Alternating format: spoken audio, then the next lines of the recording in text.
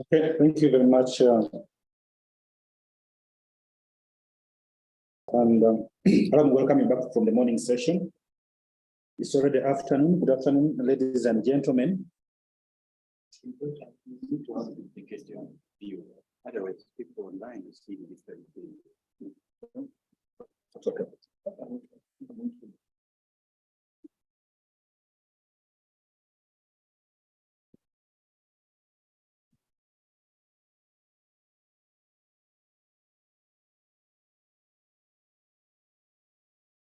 Yeah.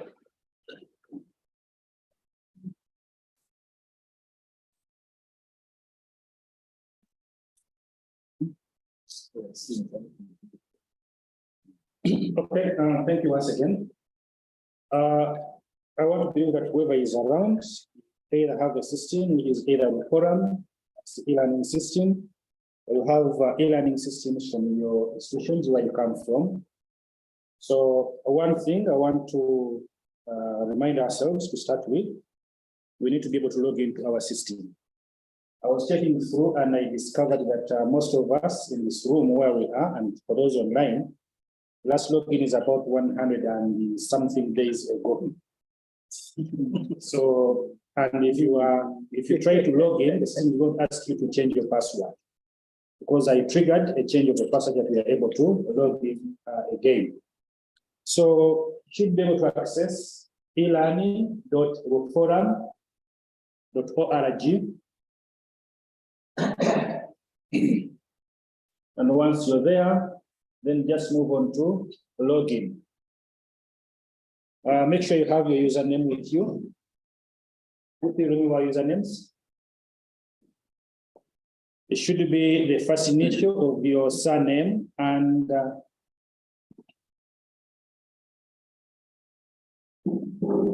the initial of your surname and first name and your surname. So you go in and log in as yourself. And once you've been able to log in, then you come to your dashboards. Your dashboard should have a list of the different people, different courses we've been able to access previously. I think I'm seeing Helen Kongai. This one should be from Kenya. I remember her very well. Yes, okay. I remember this name for those that were here, those are online the other time. Okay, so anyone else who is logged in? Okay. How come you don't see it? No, it's updating. Okay.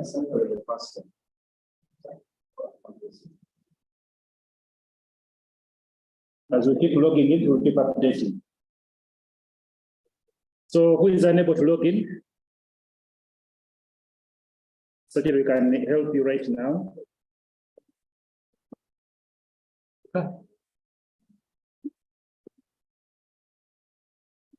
Okay. When we're doing our introductions, we did mention quite a number of things. I picked out groups. Someone had a challenge to create groups. I want to be able to go through this briefly. And then going through our work, we also discovered that we make resources and activities. Now, what is a resource? Maybe I can get some responses. What is a resource? When you're teaching, what do you consider as a resource?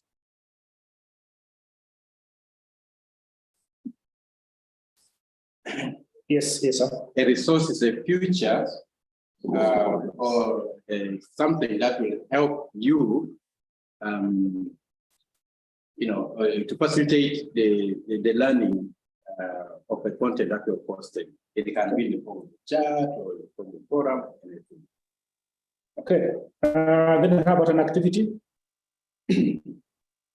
So there are two things we basically deal with. We deal with either a resource or an activity. In a resource, we expect you to be able to provide the material that you're going to use to do the instruction to these learners. Things to do with the content that that you want to give them, the reference books, the notes, the lessons. Those are all part of what we call the resources.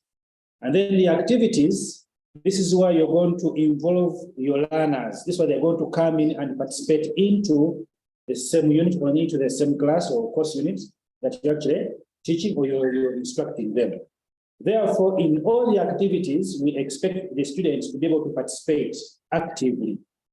This could either be discussion forums, chat sessions, assignments, and so on and so forth. So we want to see, one, how do we come up with discussion forums? How do we come up with chat sessions? And also, how do we come up with groups? There was an example given that the professor had at one time had about 1,000 students, and probably should have wanted to have them split into the different groups. So what we are going to see, you must have a course that you're working on or you're working with. Okay, let me pick that as my unit.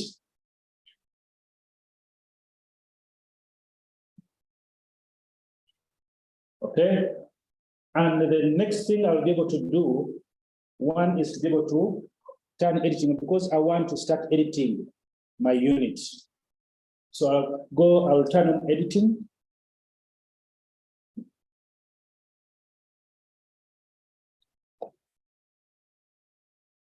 Once editing has been turned on, the structure and the look of the course is actually going to change.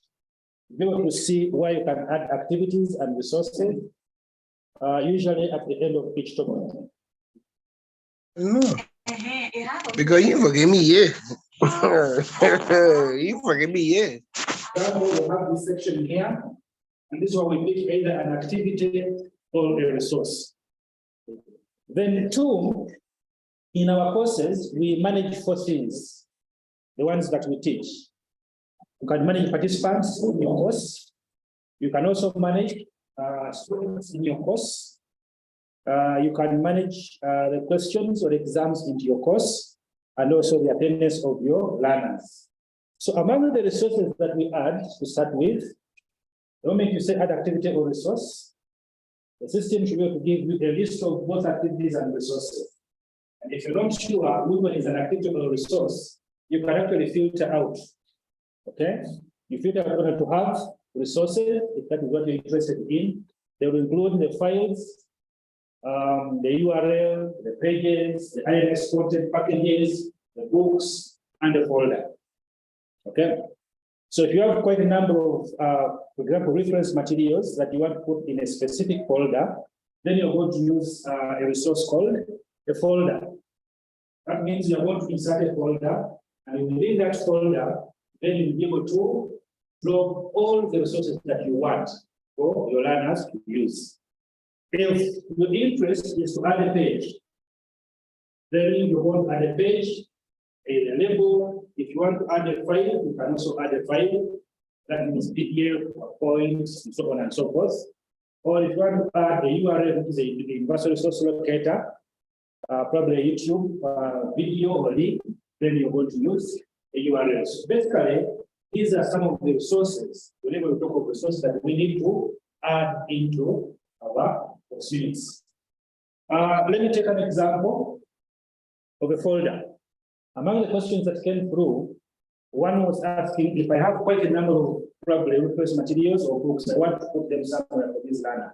Do I drop one book at a time? And the response was no. You can put them in a specific folder and then drop all of them into that folder. So whenever they are downloading their content, they pick the whole folder, having everything. At the end of the day, we want to make sure that our page, our course unit is very well managed and looks smart. Because smartness will also attract your learners to come to your unit as well. Okay, so we have our folder. We give it a name. What is the name of the folder that we are adding to these people? Probably we are going to add reference materials.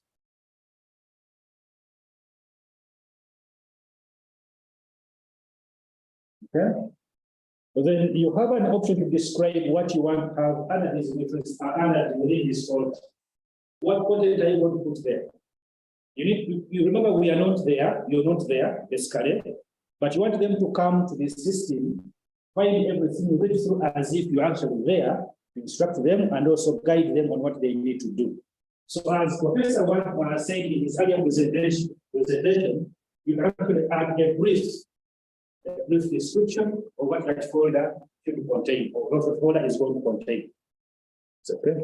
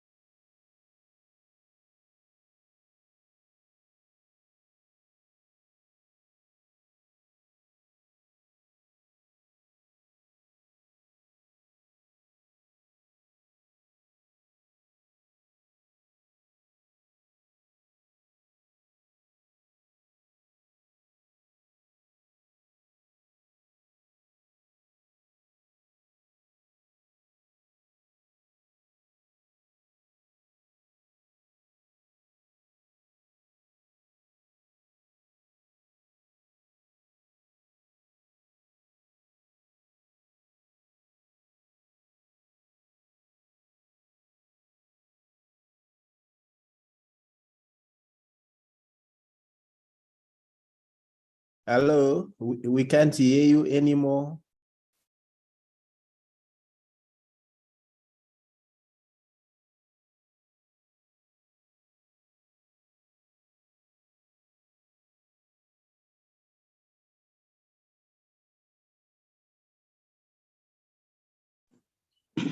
Hello. Hello.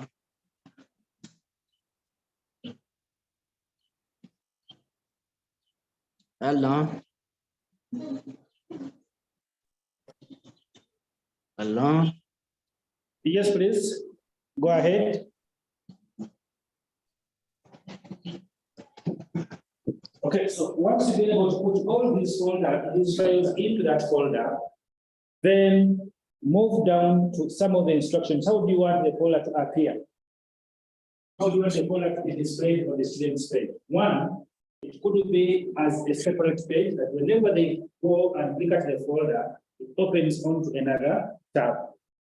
Two, you could have it inline or on a course page. That is, as long as someone has opened that course, your course, so everything is getting put and put into this folder.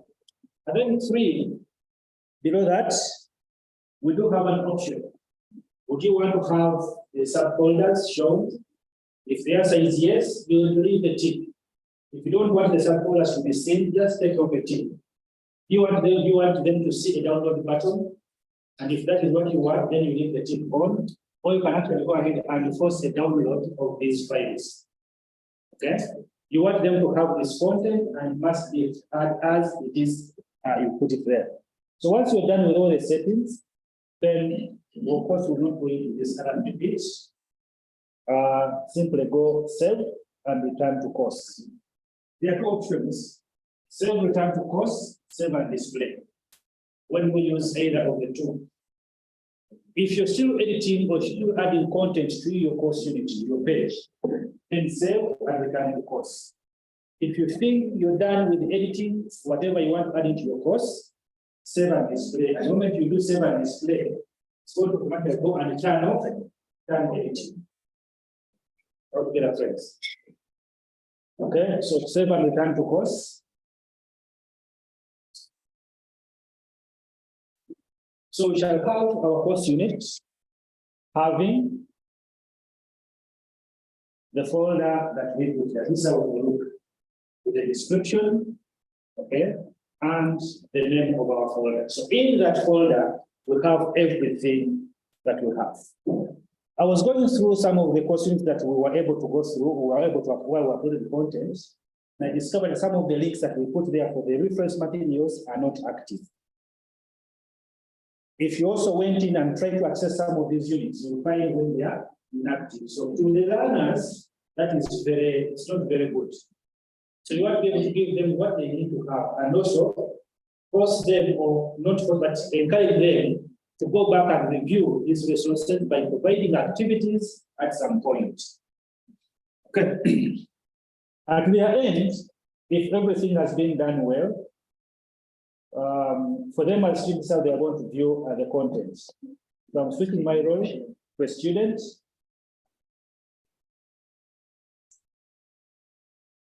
And as the students, what they are able to see at their end, and down here, this is our folder. We will just put into that content. So when they open that folder, clicking at the folder, should be able to give them everything that we put there as the content, and down we say download folder. So they should download that folder. By clicking at the download folder, it picks up all the content into that folder as a single content. Sometimes we confuse this folder with a zipped file. So as long as you add in the folder, you want to put everything in this folder, then you make sure that you unzip your other files from some other. You first unzip them, and then pick out the content as it is, and then simply drop the content into that section of the folder. Should we proceed?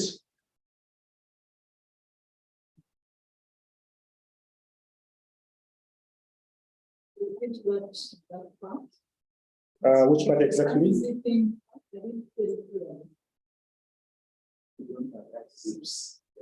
You should never, you can, even the system will not allow you to attach a zipped folder in a folder onto the e-learning system. Sometimes you may ask, say maybe, you may ask Dr. Drake, and you have an understanding. Say, he sends you about 10 reference books, soft copy. Because he didn't want to send to you one at a time, he puts them in a folder, zips them together, and sends the 10 copies to you. And you want to upload 5 of them to the e-learning system. Now, what he has sent you, you cannot download it and place it on the learning management system. No. You have to first open it and zip it or unpack it, get to the contents, and then pick the contents that you want from that same unzipped folder. They are the ones you're going to come and drop into this folder. Is it clear now? Not yet. I want to see the other last week where you saw different PDF file. Yes, the different words. It's what I didn't see.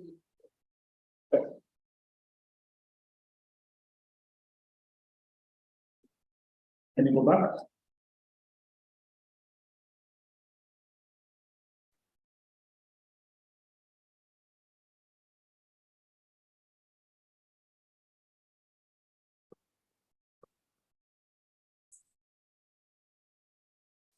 Okay, we are here. So this is what we put in. We are going to put in a second one. Okay. So you go to add activity or resource. The activity or resource you want to add this side is a folder. Therefore, we are going to go to resources. So go to resources, look for the folder. Once you click a folder, you're going to give a name to that folder. Okay? So the name you're going to maybe is reference or reading material, reading references for topic 3. You'll be able to get a difference between what we had and what we are putting right now. So this is ref. Topic 3. How to do that?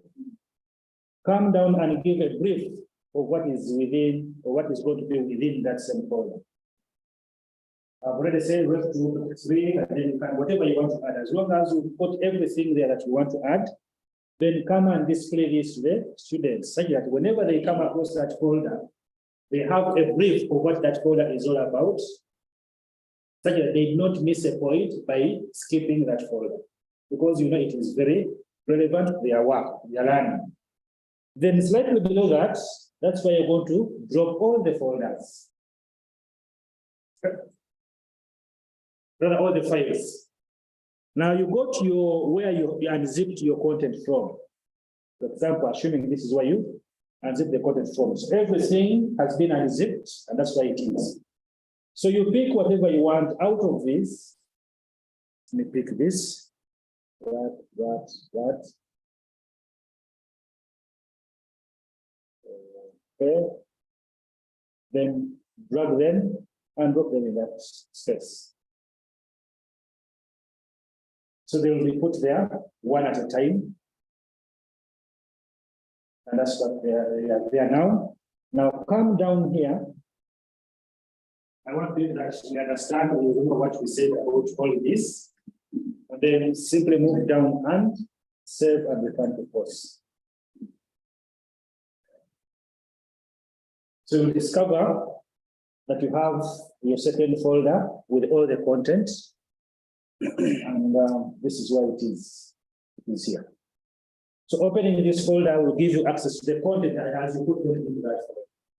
Now you're viewing this as an instructor or as a teacher under this specific course unit. So also as a student, you are going to be able to see this minus the edit bit, because they don't have the rights to edit. They only have the rights to download. So what will miss at the end will be the edit part in that folder. The other item I want us to go through is a forum. As we were going through our content, as I was going through it, at some point, I discovered that in some places we put chat sessions to mean a forum. And we had a forum for a chat session. In the morning session, there are two things that we did mention. We had asynchronous activities and synchronous activities. We had, or in other words, we had real-time activities and non-real-time activities. An asynchronous activity would simply mean that you're going to put up the content at whatever time each of your learners gets the time and the resources or the data to be able to log on to the system and submit something to the system. That is asynchronous. It's not real time. Now, the synchronous one means that you have to be there when they are also online, and then you have a real-time kind of engagement. Now, an example of an asynchronous activity is a discussion forum, where you put up a discussion for them to go ahead and discuss, and then you ask them to submit their discussions onto the forum one at a time at their own time. And within this, you're encouraging a peer review of their work, because each of them should be able to go through what others have posted, and also at the same time be able to post their own view, depending on what you have put there as a tutor, as a lecturer, as an instructor in that kind of section. In a chat session, as I will be able to show you later on, you must be there and guide their discussions. So how do you have a discussion forum? Still under your course, the one that you teach, moving back slightly, you choose where you want to have a discussion forum. It could be under topic 1, topic 2, topic 3. Just as you would apply or in a physical environment or a physical classroom, we're going to give them discussion questions. They go and discuss probably in groups, then come back and present or come back and present individually. It's the same thing we are doing here. Remember, we are not inventing anything new, but simply using technology to help us deliver this learning to them in a more interesting and in a more, we're expanding the classroom from a physical classroom to a virtual classroom. What's this? Oh.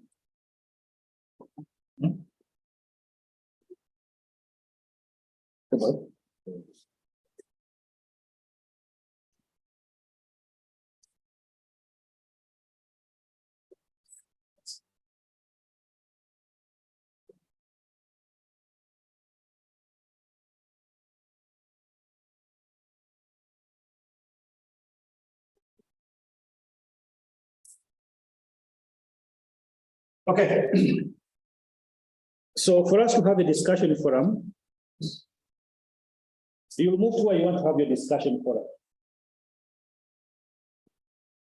Okay, so maybe you want to have a discussion. What then go and discuss about this specific topic, have a forum in that topic. So I'm going to just going to copy a few things from here. And then come down and create a discussion forum. Under add activity or resource, I'll go to add an activity or resource. This time I am looking out for a resource because I want my learners' participation. They must be able to participate in this activity. That's why it's called an activity, not a resource. So I look through, and whatever, if I'm to have a resource, then I am going to use a forum. So I look through for a forum.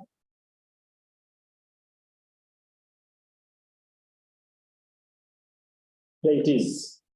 These are all activities, by the way, that they are going to engage in and make sure we have their participation, their engagement, we engage in it. So I'm having that as a forum, and within this forum, is it my internet or? Okay. I give the forum a name.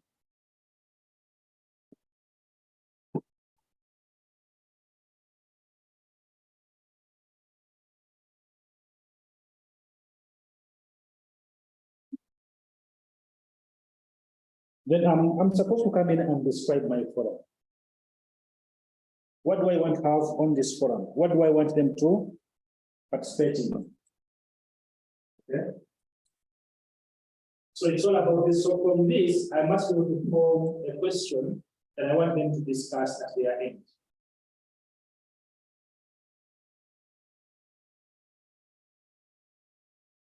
Okay.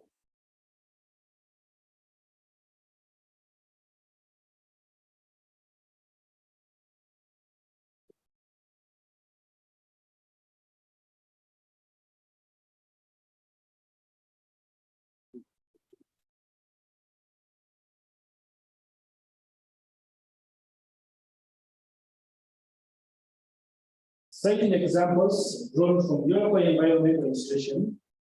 Okay. Explain how teaching and learning with technology has changed the roles of teachers, the roles of teachers.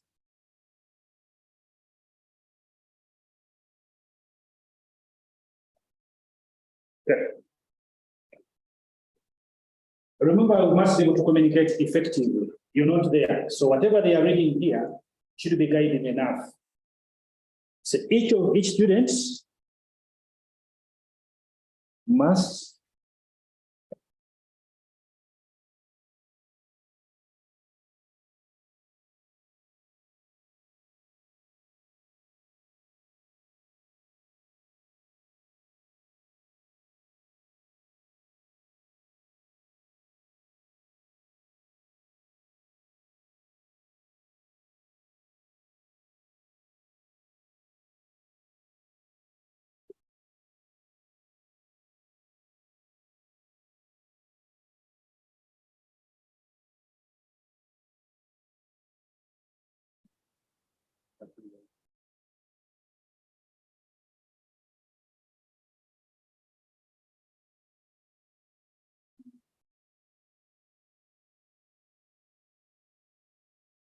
okay.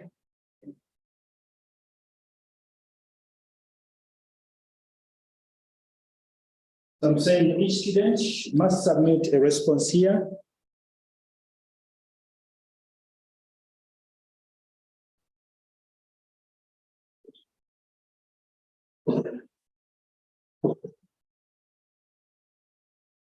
Must submit a response here. And also critique the other courses. Marks will be awarded. Timelines should strictly be followed. So if this is what I wanted to communicate to them, okay.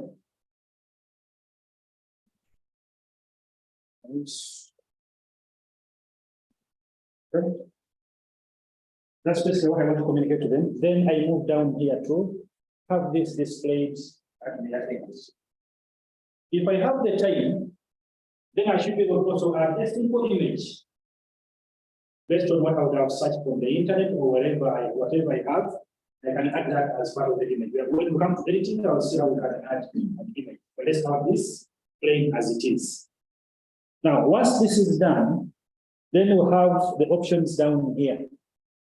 The forum type, there are so many forum types, and we have single discussion, first one discussion, the Q&A session, and then the forum, and the forum of data use. I'll take this, and I'll let you that we explore these other 3 or 4 options at our own times. Then my next area, or my next item that I must look at is this availability. Because it's an activity I want them to participate in, I have to time it based on the instructions I gave above. So I must time it. Should I give it a week, a day, a month, 2 weeks, and so on and so forth? So depending on the timing I want, then I'll come to availability and make it available for a specific period of time. For example, today is 22nd February, and this is the time. So if I wanted to start today and now, I want them to start submitting their content now, then I will come to simply enable and leave that date as it is. If I want this discussion forum to start accepting responses from my learners tomorrow, then I'm going to change the dates from today to tomorrow's date. If it's a month, then I must be able to change the month as well. That means between now and that date I've said, they cannot upload anything. So until that time comes, so the system will open up for them to be able to put up content. When should be the cutoff time? Now, what period am I giving these people to be able to submit their responses and be able to predict each other? So to come to this section where there's cutoff, I set up a date. For example, today is 22nd, and looking through probably, if we give them a week, then that means by 1st, they should have submitted all their responses. So I'm going to take this to 1st.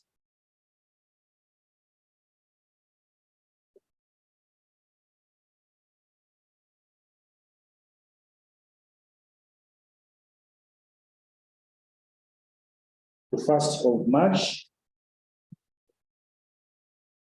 2023.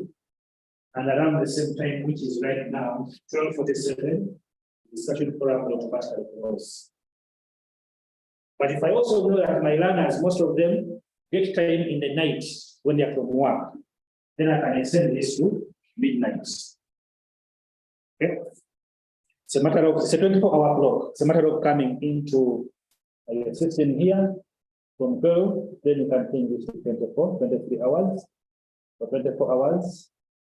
23, 47. That means before it clocks midnight, the system will automatically close the submission button for them to be able to participate in that forum.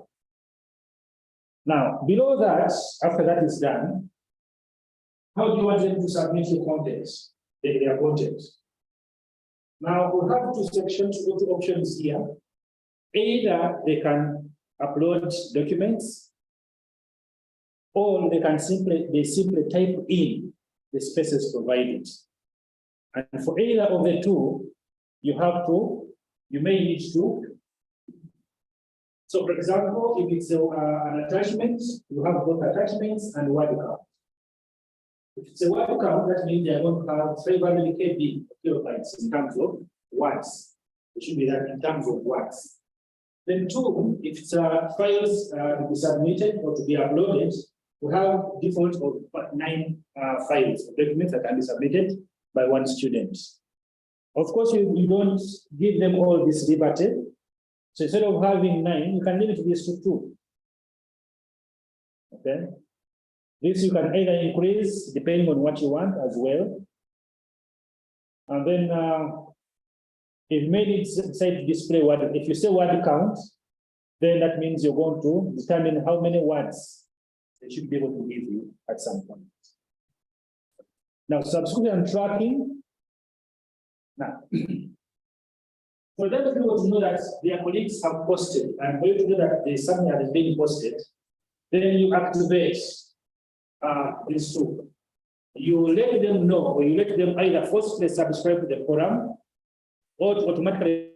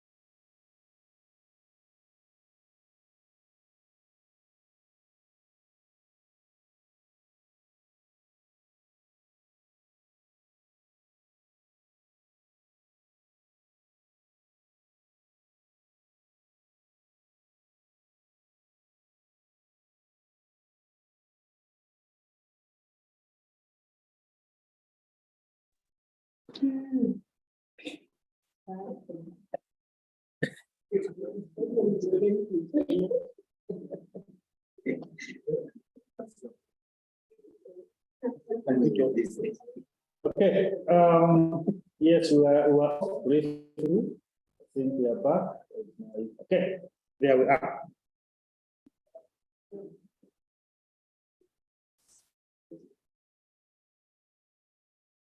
Okay.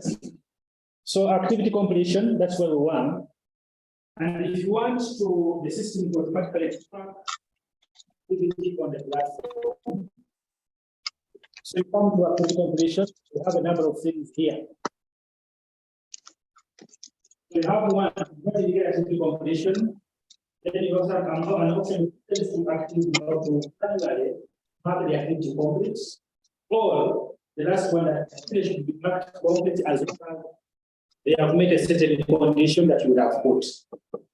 I always want the third one, that option, because now you get to do the monitoring. They come back to change. So when I do this, and then you ask me, okay, that's that.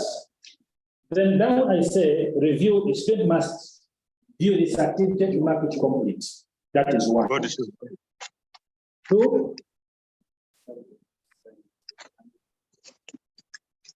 Of course, grade is there. Then I have to put something here saying that this requires the student must post discussions or replies. Remember, I said they must be able to critique each other. So at least I need every student to be able to put at least 3. To review 3 of their friends' posts. Okay. And then each student must be able to have a discussion on. Okay. And at least reply 1 or 2. I can take this back to 3. Let me call it. 3. And then I expect this to be completed on a specific date, which date should rhyme with the end date of the forum. So if I have this enabled, then should will come to the first day of March 2023 at 23 hours and 47 minutes.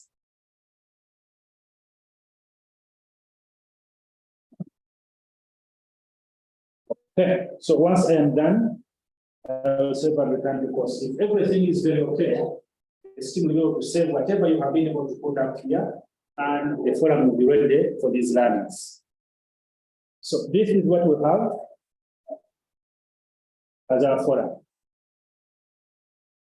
You see how this is telling them what they need to do? They should be able to view, start a discussion, post 3 replies, and also make a forum post of about 3 posts on the same forum. So as long as these conditions have been met, the system will mark that activity as being complete on their end. And when it marks it as complete, then a bar, the percentage bar in terms of completion will increase at the student side per student on their platform or in their pages of the specific units that we are looking at, that they will be looking at this moment in time. So this is how it would look like. And for you to access this, they will simply come and click at the activity itself, as we shall see. And then they will have an option to view everything. So this is marked done. Okay. If we become green, if all of these have been met. And this is how it's going to look like. As we said, each of them must be able to submit something. So they should go and add any discussion topic in relation to the question, and then post there view in terms of that's in terms of what they're responding to that specific question for the discussion. And at their own time, each of them will be able to see their discussions coming through as a teacher, instructor, or lecturer, able to see their discussions coming through. You have an option to reply to each and every individual in your unit as long as they are part of your class or students. You also have an option, to edit or even delete the comment. To them, it's only 2 things. You either post or reply. And you'll be able to see them responding to this specific forum. As long as the time has reached, as this put here, as long as the time has been, that cut-off time has been reached, the system will automatically close up. And after closing up, then there will be no more submissions. So it is up to you to either go back and edit the submission time, to add them more time, or to completely leave it at that, depending on your instructions as the instructor of that unit. So that is for a discussion forum. Any question? Do you have any questions for those online? To be very humanitarian vehicle. Without fuel. Yes, madam. How do you eligible to the student pass courses before you other proposals? Okay, now that kind of restriction we shall find it when it comes to a grouping. Because we are going to do grouping somewhere also. And it is also available. Let me see.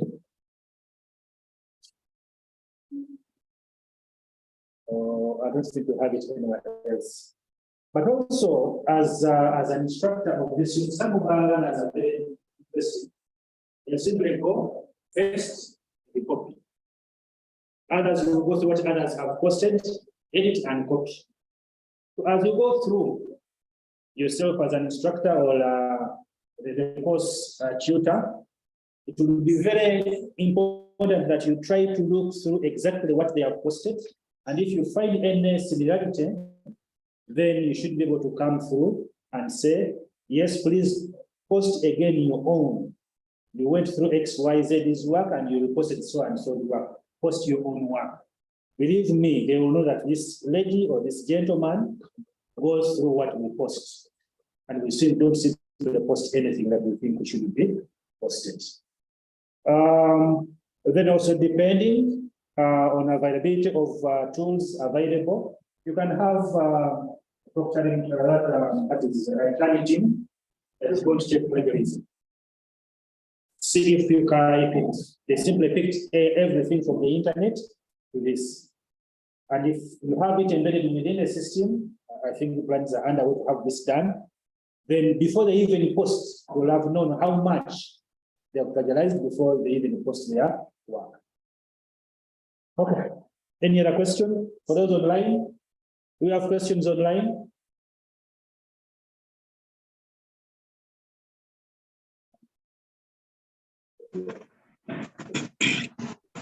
Hello, team. Hello. Japhet? This is Japhet Bizimungu, an assistant lecturer from East African University, Rwanda. I'm very happy to attend this forum about e-learning. I would like to ask, if possible, why can't universities have the same interface or the same Moodle application that can be used for all universities? Thank you. Thank you.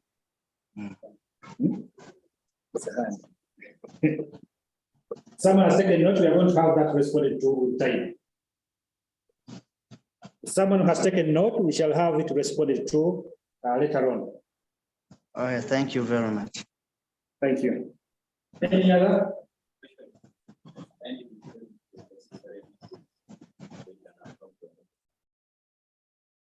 Okay, that one I can respond right away. Now, the reason why we didn't go through the account creation, because 90% of us, both present online and physically and present online, we have accounts. But among the things that are required for you to have an e-learning account, you must have a first name, the last name, and the email address. These are very key. So even when you have the first name and the last name, you don't have an email address, you cannot have an e-learning account on any LMS. Because communication between you and your learners is going to be through an email. Whenever they send a communication through here, you get a notification in your email that XYZ has posted their assignment. Whenever you put up their work or you put up something and you want to communicate to them, through here you can push a message to go to their different emails. Therefore, an email is very key. And also, depending on the institution where you come from, different institutions have different naming conventions. Some may use figures as your usernames, others may decide to use your first names, initials, and last name as part of your username. But at least you must have a first name, the last name, and email address. From that, from your names, we pick a username, or we can simply give you a random figure to be the username. That is what is required for you to have an account, any learning management system, at least model-based. Two, when you be able to access the system, your institution should be able to have the system up and running, such that you have a platform where you can access and then you post your content. I think I've been able to respond. Then let me go down and look at how we have a chat session created. I wish, yes. In the forum, can one then stagger the activity so that maybe we give a specified period for Speak up, they want to listen to. a specified period for posting your response, and then a specified period for commenting others' response. Possible. No, it's not. But you'll be able to see if those of us who are logged on would respond to this, then we'll be able to have a simulation of what we'll have from there. Those will be able to see the learners, how they respond, what we can respond to, and also be able to see what each of them is able to post and how you can respond to each and every individual student. You'll know that this is a response, this is an actual post of someone. The two are totally different and yeah, separated. Okay.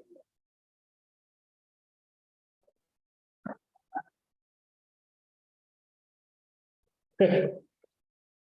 So we go and have a chat session. As we say, the chat session simply gives you a real-time kind of engagement with your learners.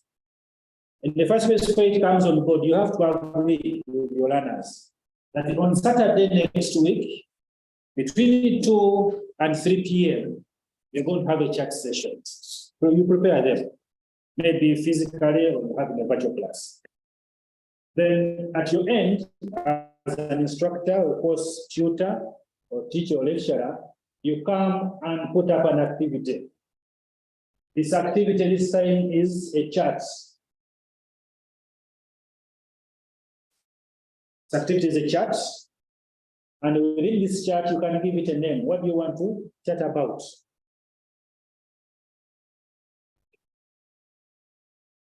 Probably that. You're free to describe the details of that specific chat session you're putting up for these people. And once you're done, tick, display on their end. But most importantly, down here, you come to chat sessions, then.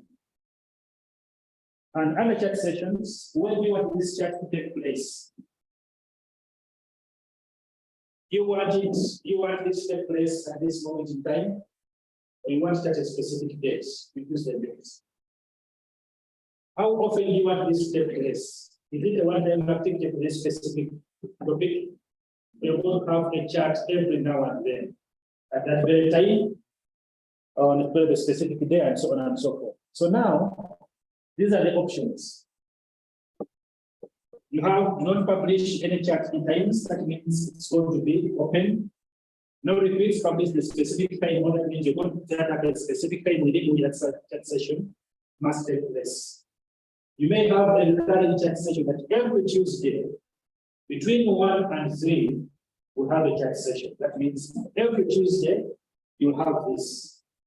If it is once every week, you have the third option. So depending on what you want, then you choose an appropriate response or option out of this. So I'm choosing that. That means on a specific time, date and time, you shall have a specific chat session. Let me leave it open because we are going to demonstrate something. Then you should never, all chat session must be saved. And this one says never delete messages. Why?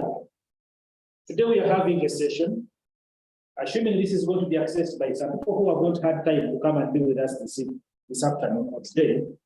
When they come and join this course at some point in time, we should be able to, or they should be able to have the past chat sessions that we had in their absence. If it was a topic and I was guiding my learners in what they need to do, then they will be able to go through the guidance I gave at that time, and they will go through it as if it is being given to them at that time. They have just joined the session. At home, this is one of the reasons why we always say that an LMS is not WhatsApp. It's not just content sharing, but it is managing content that we give to our learners out there. Because what happens, for example, in WhatsApp group, if I joined today and you posted work last week, unless you repost it, I'll never have that work. Here we are saying, regardless of the time a learner joins the learning management system, you find everything as intact as it was at the time it was put, even when they thought of joining this specific course unit. So it gives, a kind of learning experience that moves away from simply being an event, but rather something that is, an all-round. So everyone can view the past chat session, depends. What do you mean by everyone? That is, everyone in your course unit should be able to view. Let me tell you this too. Yes. Now, if you had groups in your work, in the class, in your course unit, this will become relevant. So being able to see this to access.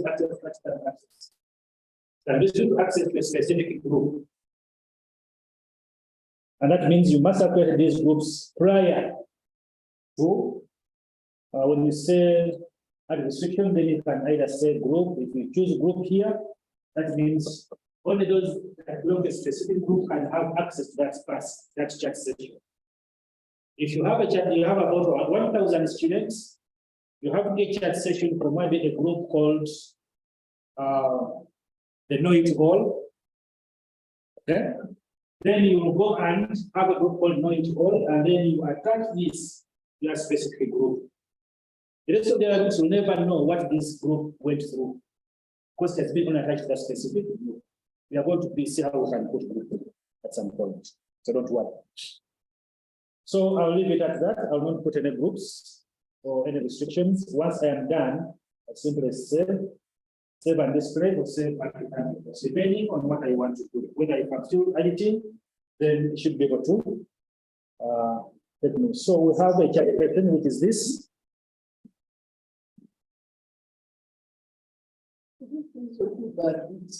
So, Where exactly? you know, Assuming we have 4 groups. One group is Makerere, another group is Nkumba, the third group is probably Ndeje. Sorry?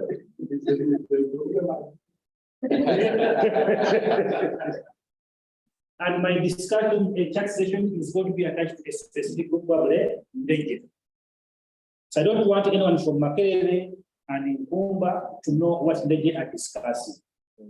Then I am going to go to restrictions and attach the restriction to a group of that I want to participate in this. Automatically, the system is going to isolate the rest of the groups I have in my groups and groups. They don't have access to a specific chat session. The same thing will apply when we go to assigning courseworks in groups.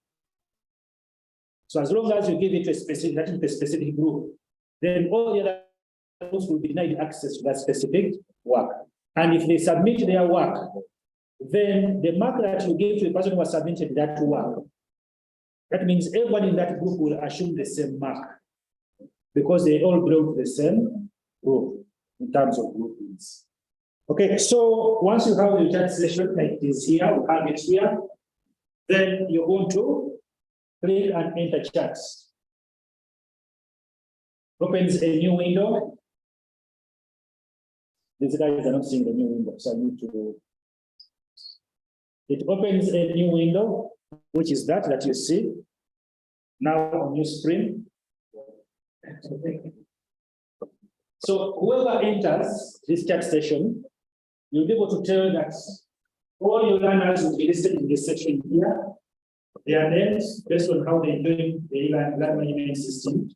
Then you will know who has been at what time. And whatever they send, you'll be able to see the different chat sessions. Your work here is to guide them. Now, there are several chat rules that we always look at here. One, avoid using capital letters in the chat session. Why do we say avoid using capital letters?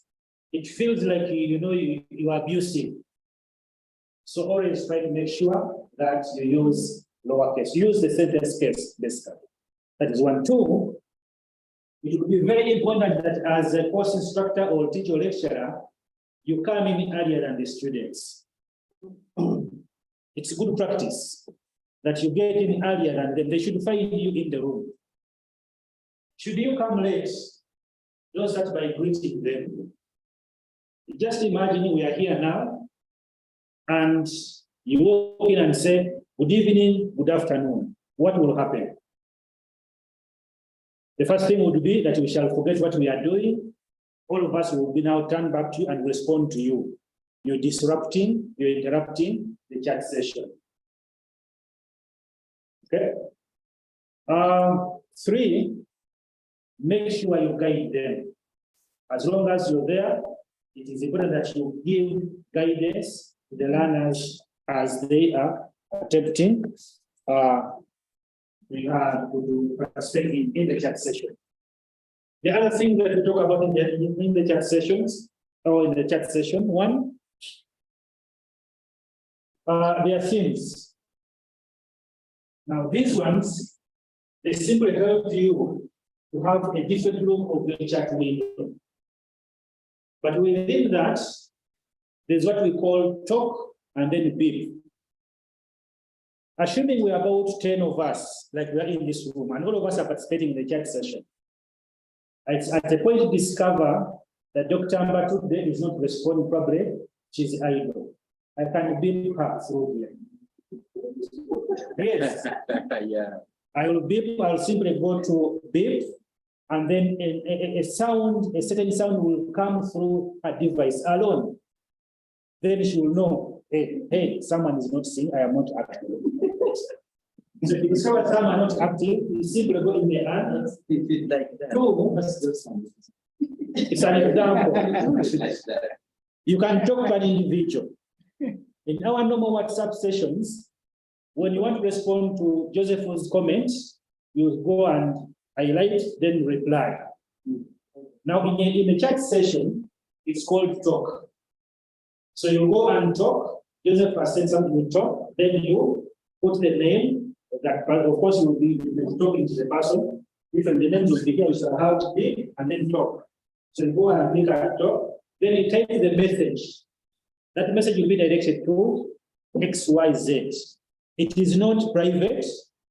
It is a public email. Everyone will be able to see, but they will be able to know that this mail has been directed to XYZ. Those are some of the chat rules that we talk about when we're looking at chat sessions. How to do that? Is a question?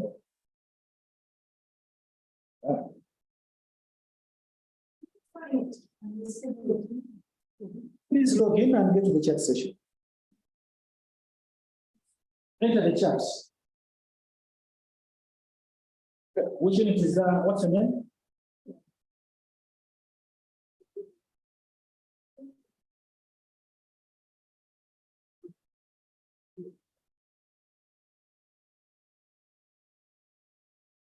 Ma'am?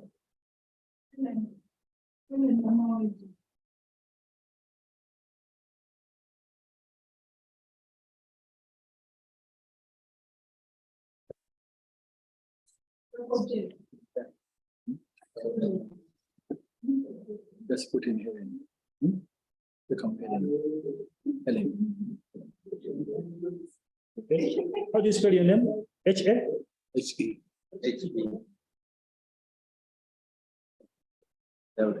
This one? No. That one is a Kenyan. Double L. What happened? Maybe single L. Try single L. You try another way. Can you turn your screen? She may be already there.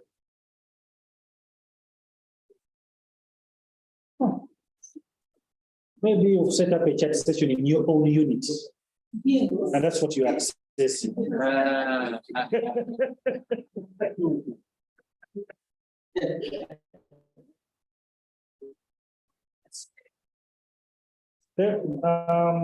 Is this you?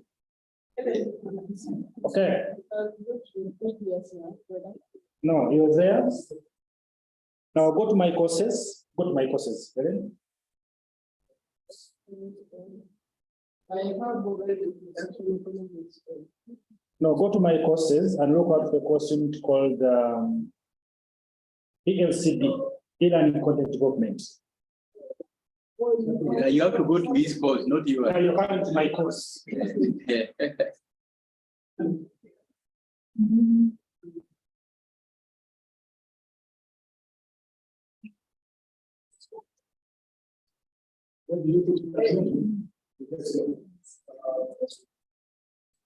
You go to all courses.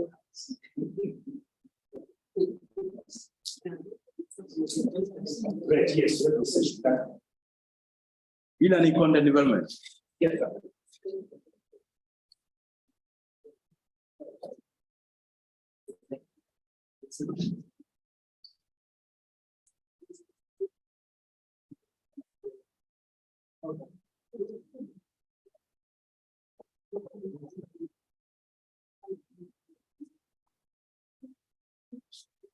So this is what we are seeing.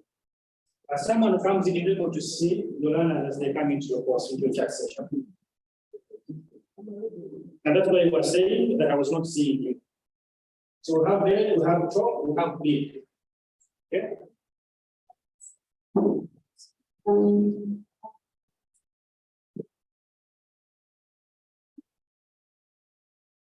That is e-learning content. Yes, sir. So the moment you send a message, you come with your name and the time, being able to send that message. Okay. Technology, Yes, sir. technology forum one. No, it is ready this session. Wait this session.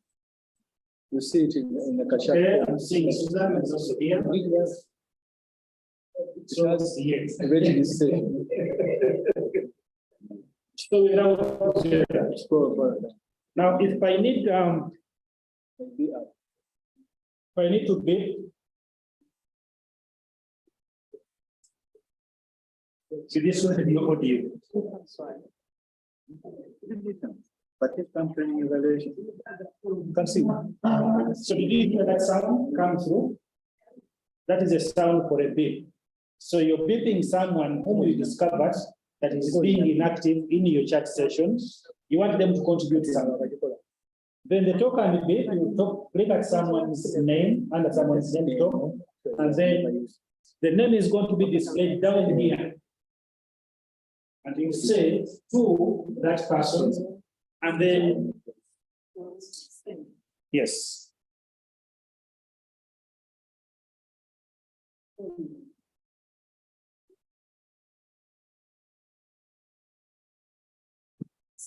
Does not display what you chatted, but just say so and so has. No, you don't see what I've chatted. There, you can see. Francis Soto, this chat. Yeah. That's what you chatted. What did you say? It says I'm so happy. Yeah, actually, I'm very One happy. says I'm so happy. Yeah. This is what she just said. And when I picked Susan, yeah, I said I talked to her alone. Yes, can you please more elaborate? This is directed to her with her name. The rest of the other members are able to see that this is now related to XYZ. Now together, friends. You will try out the forum also.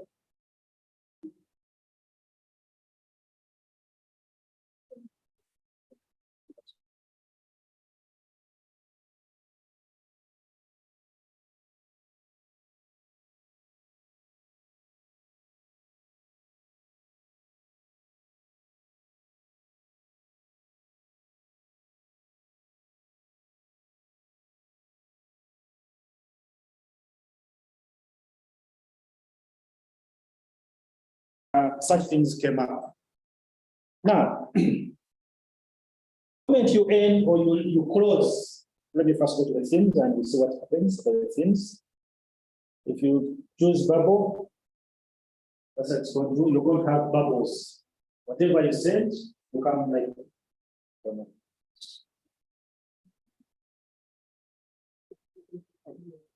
So it comes with a bubble. It's just the thing.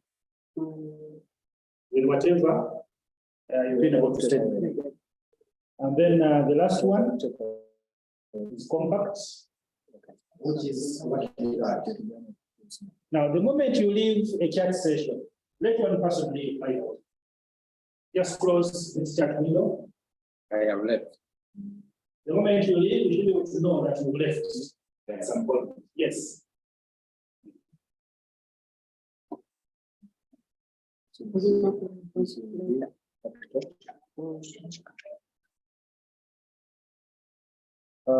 have not left. For you to leave, you must close this chat window. Can you have someone close it? Close yours. To show that so and so has left the chat room.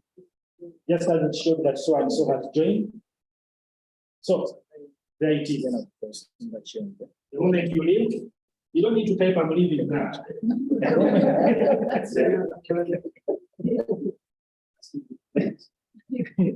The moment you close the chat session at your end, automatically it shows you left the chat. Okay? And, okay.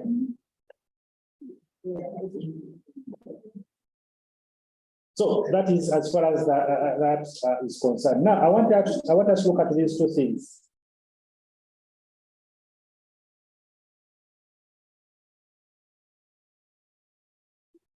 It was intentional. I mean, I should go back to share this. Okay. Friends, it was intentional that I have both a chat session and a forum together. Because when I was going through our work, I discovered that these icons were used interchangeably. Some of us put chat sessions reflecting discussion forums. So this is an icon for a chat session. This is an icon for a discussion forum, and this is for a chat session. By just looking at these two, you should know that if it appears like this, then that is chat. If it appears like this, then that is a discussion forum. So between now and the time when we are going through your work, you can actually go back and evaluate yourself and see what is there. Okay.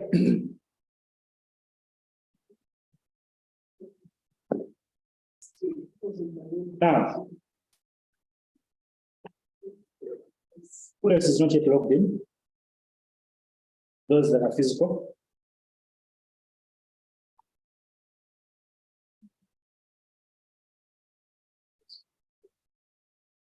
Okay.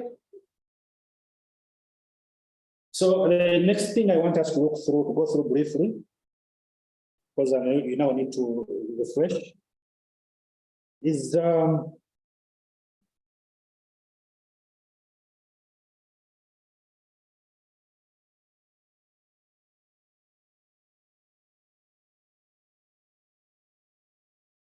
your course is invalid, and you'll be doing nothing, as Professor was saying, if you don't have learners in your course.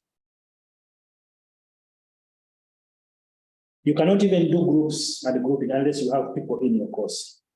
You cannot group people into different groups if they are not there in a physical class. Therefore, even online with the LMS, you can't do the same unless you have people enrolled into your course unit, either self-enrollment or you manually enroll these people into the course. I hope I'm not rushing, I'm not moving too fast. If I am, please tell me a speed control. Then I'll try to control. So for you to be able to add users as a teacher, you go to participants. As I mentioned when we were starting this session, that as a teacher or instructor or course tutor, you can manage participants, you can do the course settings, you can do the questions, the question bank, and you can also add many other activities. So here, what we can only do, we can manage our learners. Are the ones we can easily manage. So looking at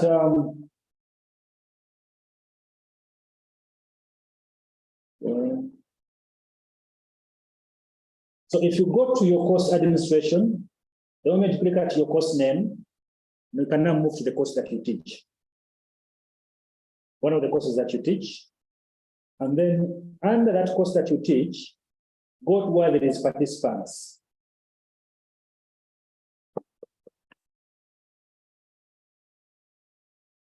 Where there is participants. So under participants, if you have any person enrolled in your course, you'll be able to see the total number of participants that you have under your course, if you have any. If you don't have, then you'll need to have these people enrolled into your course. The enrollment can be manual, can be self-enrollment, can also be self-enrollment with an enrollment key or password. Let me do the manual enrollment very fast. I want to believe that we are all here. And if you're there, click at enroll users.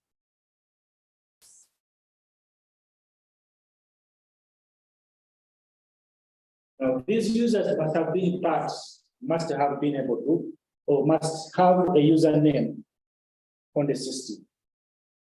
You cannot enroll someone who is not part of the system. Just as you cannot pick someone from the street to be part of your class. Those people must be admitted first before you allow them to join a class. So in here, at this section where there is search, you simply type the name of the student, if you know the names of the students.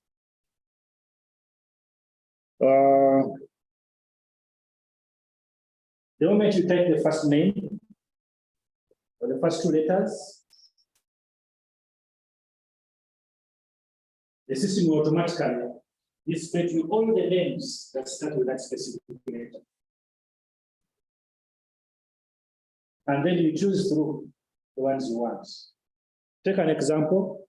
If you want that, you want this one.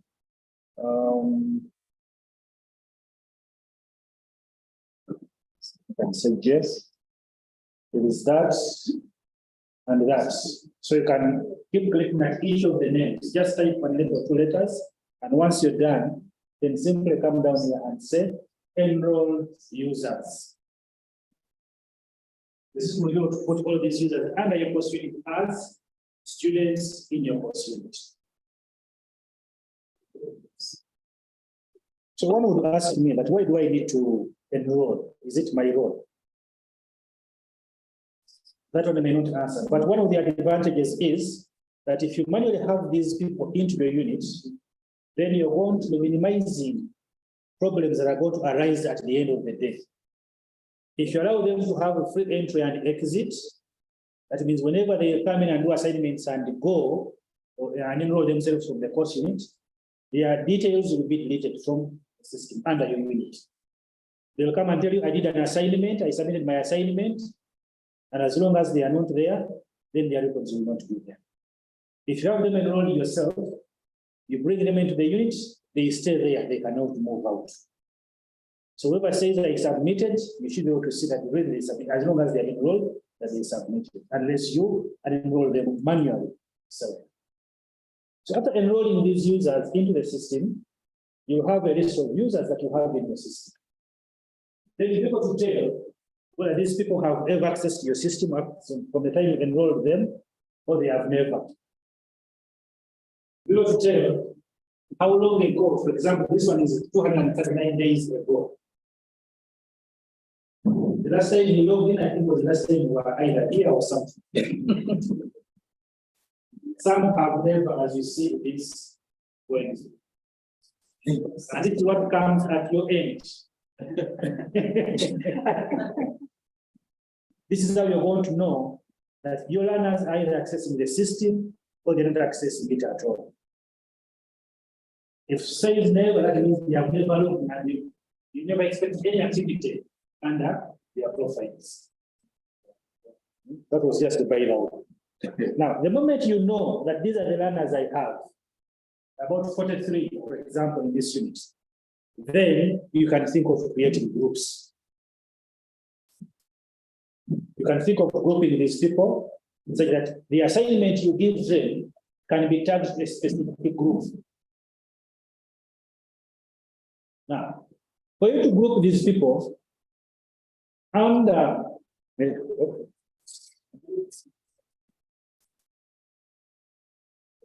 there is this icon here up here that says course management. I don't know if you're able to see it. Yes. You can access it on the right-hand side of that specific page, but there is this other one at the top here. It's easier, easily accessible.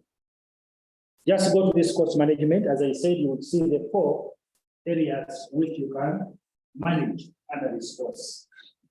As we said, you can manage students. You can look at groups, reports, completion, what I'm using completing, with how for course, who are the people that are available, lively or that are live on the system, and what are they doing? Okay.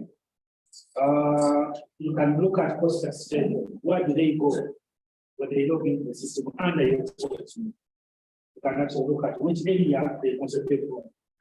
Some will be concentrating on videos, and then concentrating on references, and they concentrating on the assignments, and they never go anywhere else. So you can easily check in terms of registration. Then under the course, you can hit the course, you can do competences, and manage the course, and set the course, you can back up, you can port.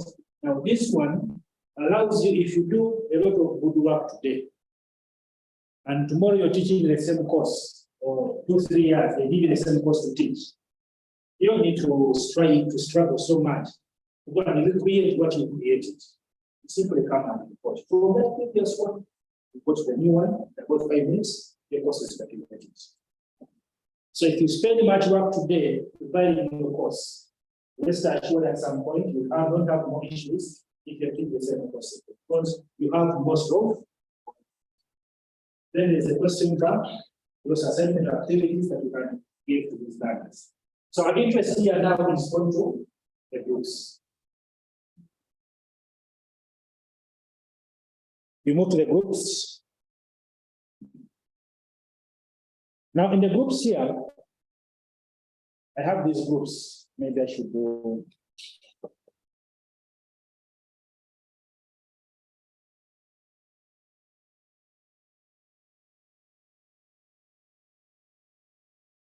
Let me first remove them.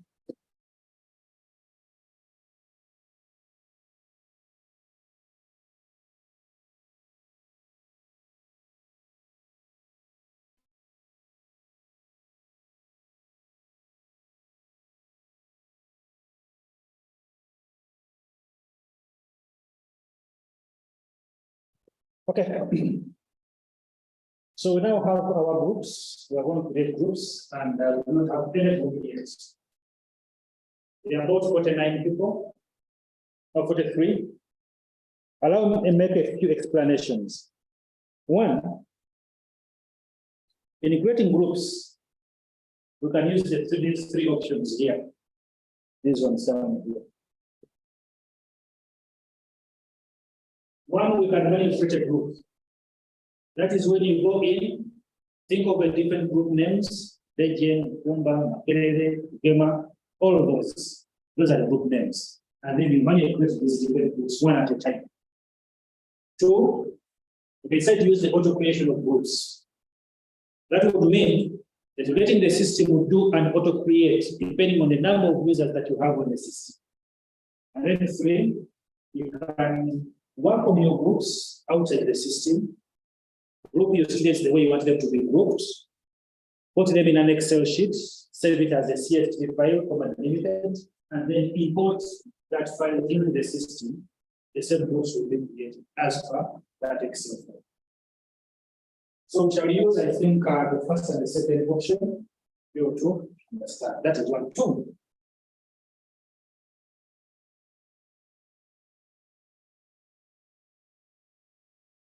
Let's take an example, Legend. How many people came from Legend? By show of hands. Same department? Okay, let us assume that the 4 of you are from Legend in that corner.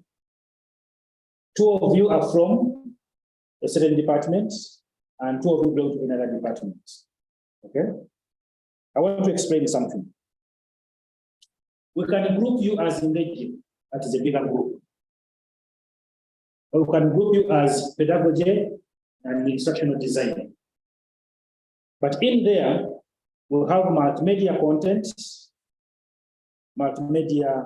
and you also have probably video production. Okay? So you have a bigger group called DG, or pedagogy and instructional DG. Within DG, we have multimedia, and you also have instructional design. So the bigger group is what we call the groups, as you see here at the top here, the different groups. Now, when we go to groupings, we can put different groups into several groups. We can have different, how do I explain it? The 4 of you from one group can be split into 2 smaller groups. So we further group you depending on your areas of competences. And that's where we'll take what we look at when it comes to groupings. So we are going to do the first groups. For us to be able to do these groups, you can go and say, create group. Now, before you create group, any grouping or group settings in this selected group, add remove will be inactive. You're going to be active when you have a group that you've created. So let's say create group. Now, when we say create group, you give it a name.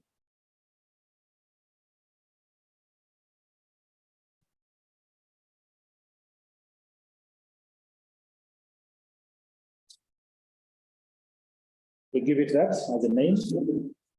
And then if you want to make describe what is involved within this group. Now, in some instances, you may add an enrollment key or password to that group. Probably give that key the group coordinator because you have group heads. You give the key to the group heads. The group heads will be responsible for making that they only give it to their group members. Now, if you have a picture you want to attach to your group, you can attach a picture and then you say save changes. That is group number 1. The moment you finish taking group number 1, the next item will be to add members into that group. The moment you say this group number 1, it has no members. It has 0 members. So you come and say add or remove users. The system gives you all the users under your course switch. The students will give you the students, then at the bottom will give you the different teachers or the other people that have the roles within the same course units at the bottom. Now it's telling us that these people down here, these are the teachers in that course units. Yeah? And you have these other people who are multiple users under the same course units. So depending on what you have. Maybe I can expand this with slightly. So you're free to choose because Emmanuel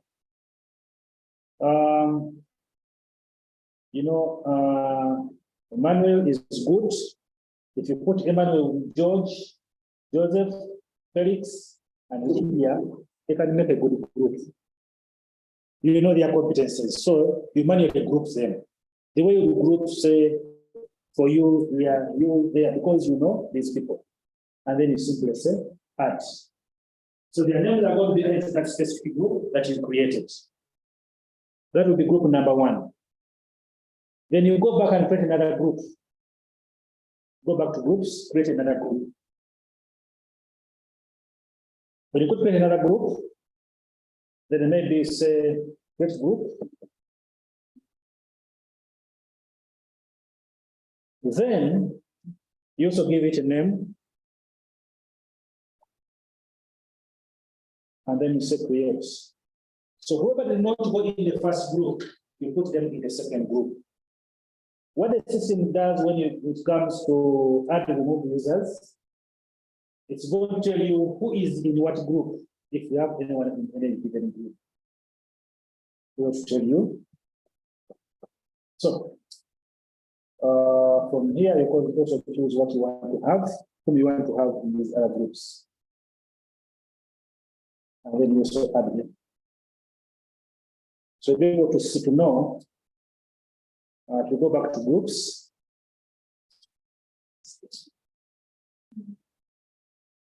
You have 4 members. Okay?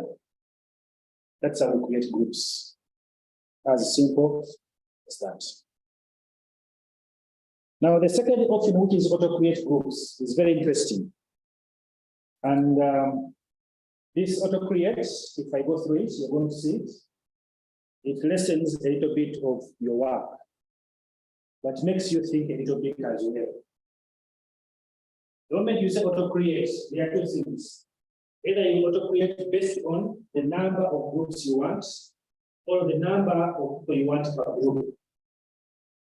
If you're 40 people, 43 people, you want a group of 5. So how many members will be per group?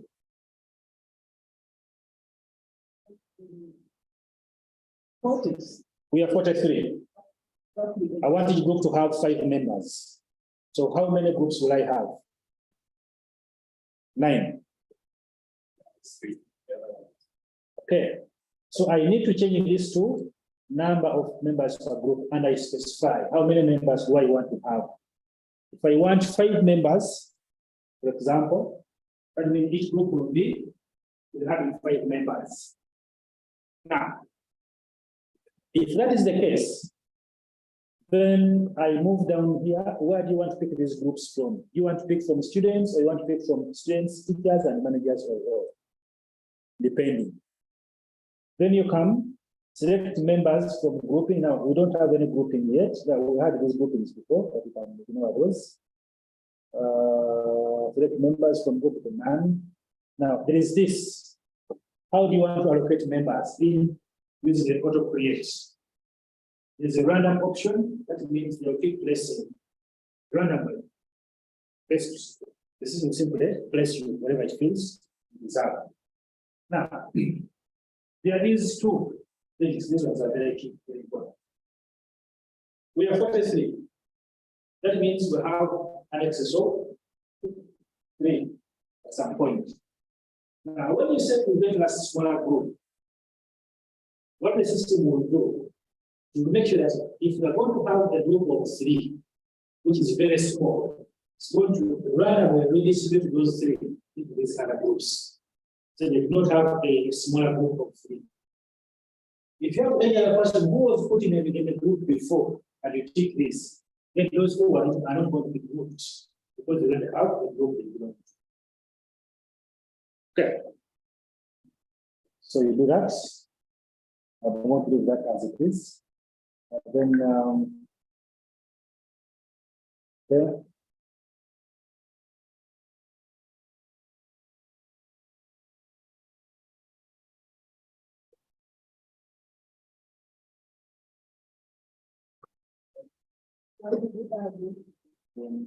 I'm trying to give it a name.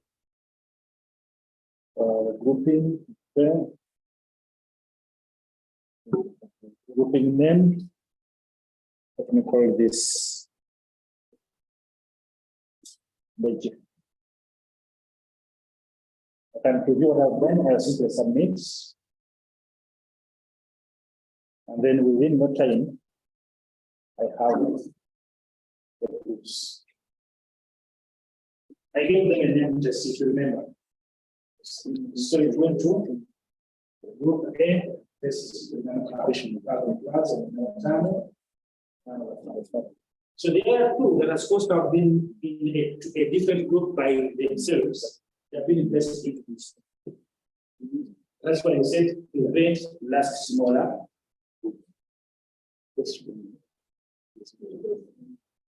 How to get a friends? Yes. The second one is to do. Now these were manually created, if you remember.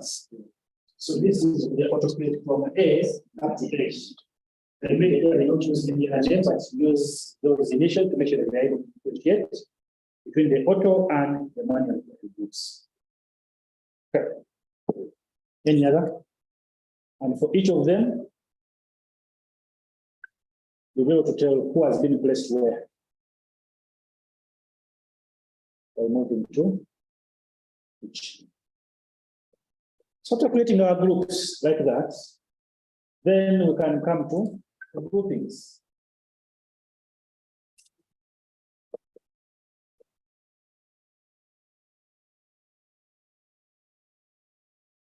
Then these are some groupings I need to take back. Okay. To have evaluating given content, these are different groupings. So if I want group A and B to discuss this, I want group D and the forum to discuss this, okay? Then I can do a grouping to these groups.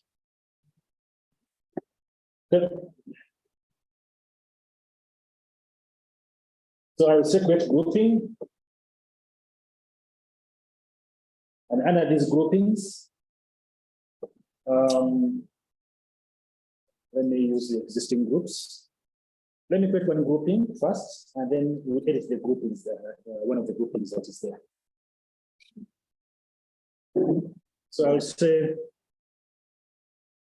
refresher first. Can describe it, and then I say save changes. So it is here. Then here, this section here, I can edit it. Under this section, I can show groups and groupings. So let me, if I go edit, what happens? That means I am able to go back and change the name of the group. That is one. If I want to add members, what do I do?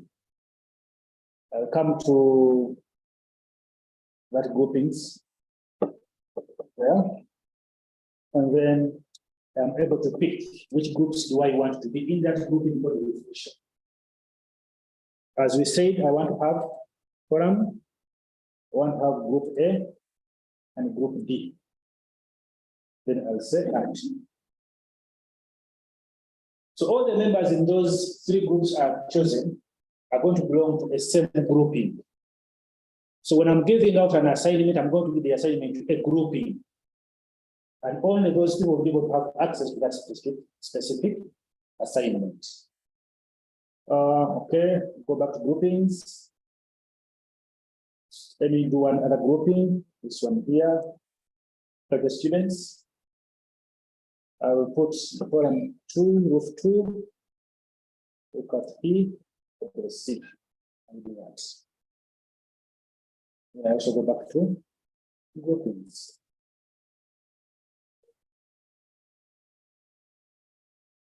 So you now discover that the groups I have under this grouping are group C, group E, also this they don't have any activities yet.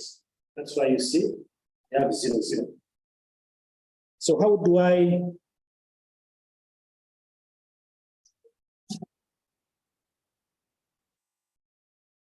I add activities? Now the activities I'm going to add them from the other activities we're adding, the forums, the chat sessions, the assignments. You can now add these to the different groups that we have created.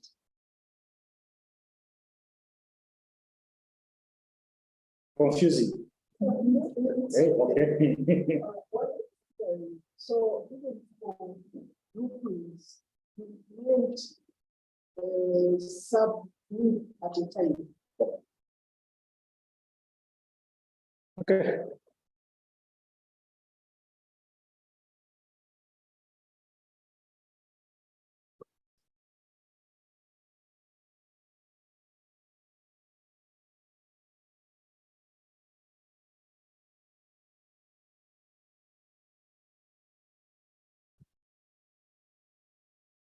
Okay.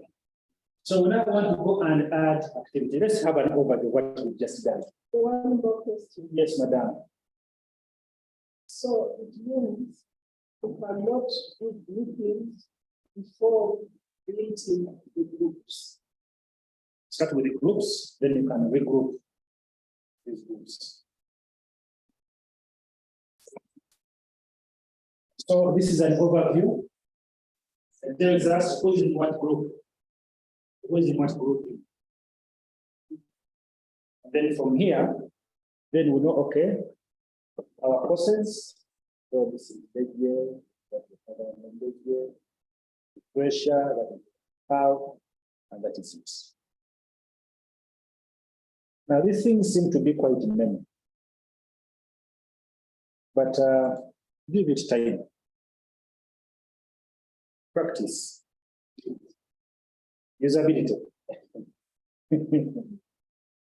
They'll keep sinking and you have no problems. There is a manual, of course, which I will share, but we can share it again. Okay, now we have this assignment, for example. Should you create an assignment or we go just use the existing one? Okay.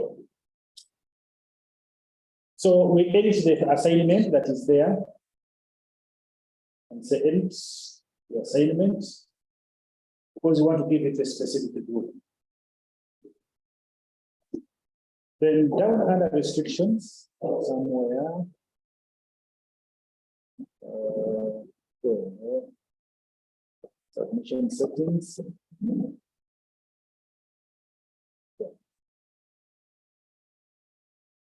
Group submission settings. Students submit in groups. If the answer is yes, so they will ask you, require group to make a submission. If the answer is yes, you say yes as well. Because they are going to submit in groups. Then you have any grouping. So what group are you going to attach? Now the groupings we made there now appear and make sense at this level. They were created one called refresher, the other was, and you also had this at some point. So what group should we attack that assignment to? Maybe the refresher group. There, the groups are appearing also. Yeah, they're all together. So you know which one is a grouping, which one is just a group. Because it is you who has created these ones, so you know it can exactly differentiate. Okay, so once you're done, under restrict access, now here, of course, this is one, we can add another restriction and we say group. So, which group are you choosing here? You choose a group where you want to attach that restriction as well. Okay. The completion. And once you're done, then you save and return to course. Some other. Yeah.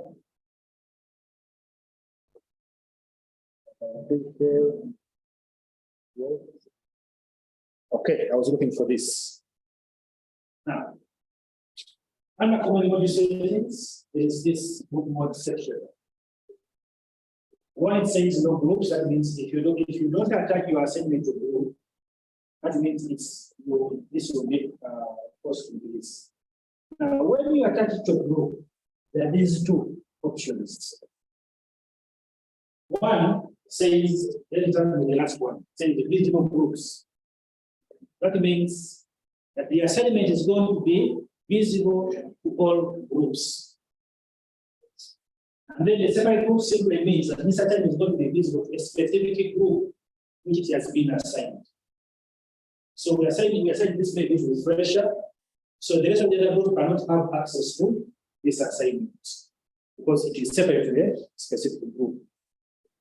And that's, and then you name the group. Once you're done with that, then come and save and return to course. So all the students belonging to that group will be able to grouping that will be able the grouping called refresh will be able, the only ones to see that assignment. The rest of the other students will not be able to see the assignment. They cannot even have the details of the assignment. It's kind of complicated. I want to leave.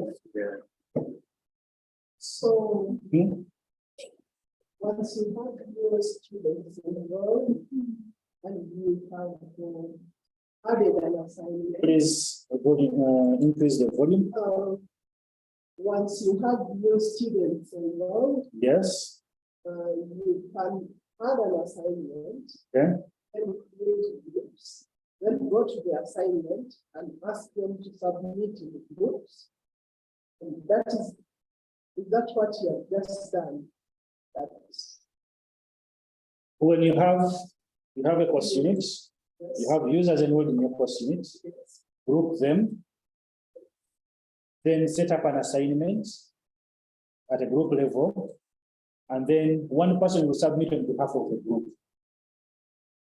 So when that person submits the assignment as a group, because usually when they have an assignment done in a group, they are going to submit one assignment with all their names appended.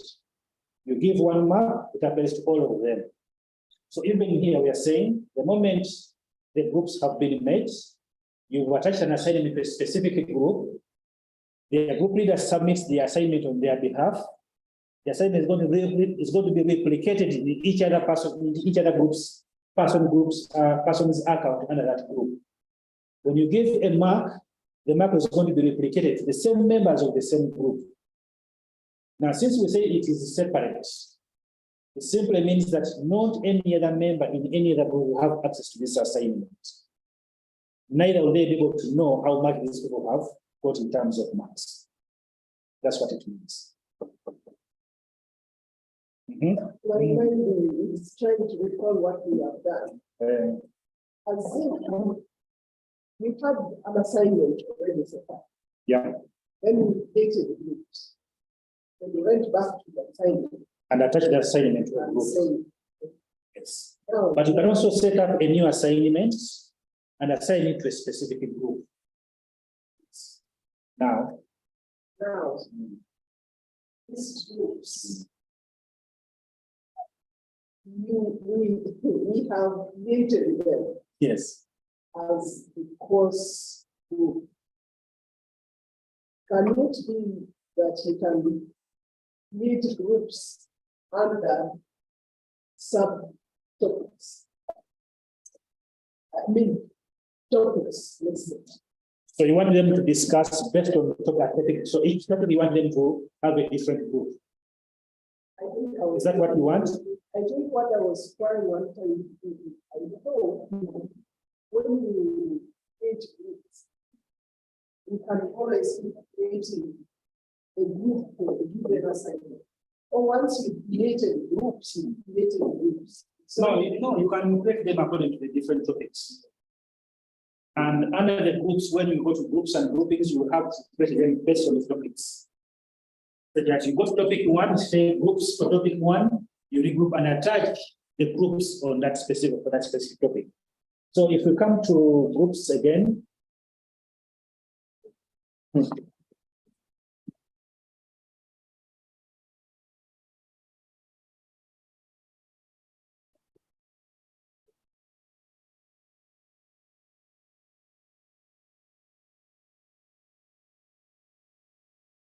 You go to groups.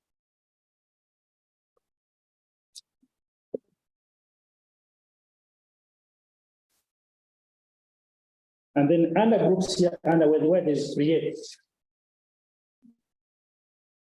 Okay. Now maybe you're creating a group based on a specific topic. So maybe the topic is the analysis of value chain.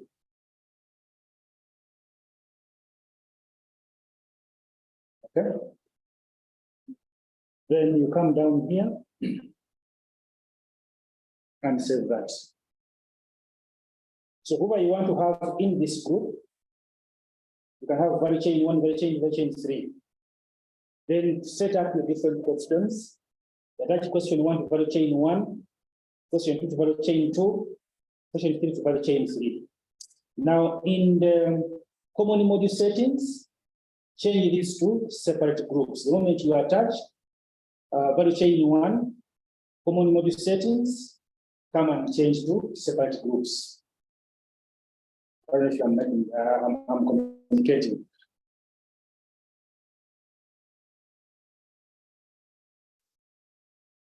Yes, specifying the settings. Yes. Separate groups. So you would have assigned value chain settings 1, then say separate groups, then you go and save. So that question is going to only be seen by people in that specific group. The rest won't have access to it. They can go, discuss, present in class, and also upload their work. So you look at what they have uploaded, look at how they have presented, put things together, award them marks, and then you're good to go. Yeah.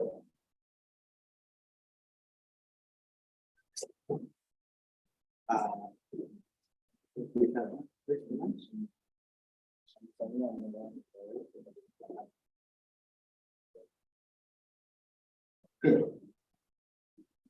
so let me hand over to Francis. I wish to end here for this session.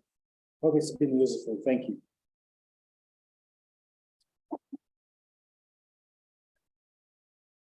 Can I ask our online audience, please, do let us know if there's any question we want to ask. We'll give you opportunity to ask about 2 or 3 questions, and then we'll go for a break. The break will be time 1 hour.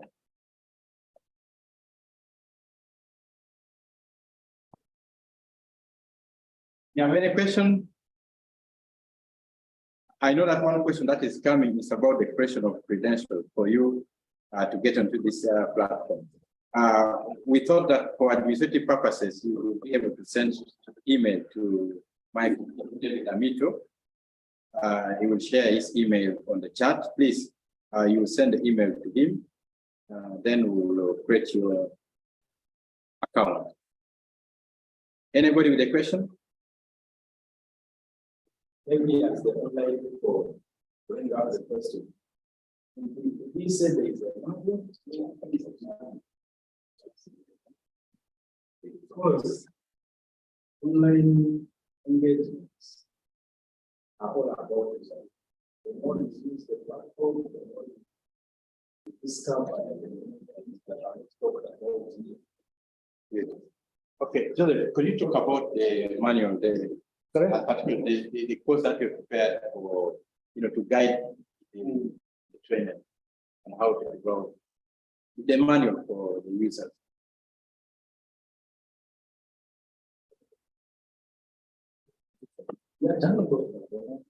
You're talking about. I talked about the manual. Now, the manual, what the manual does, it gives us each and every step with the screenshots. And I want to believe Francis will take through his archives. I'm very sure you will find it there.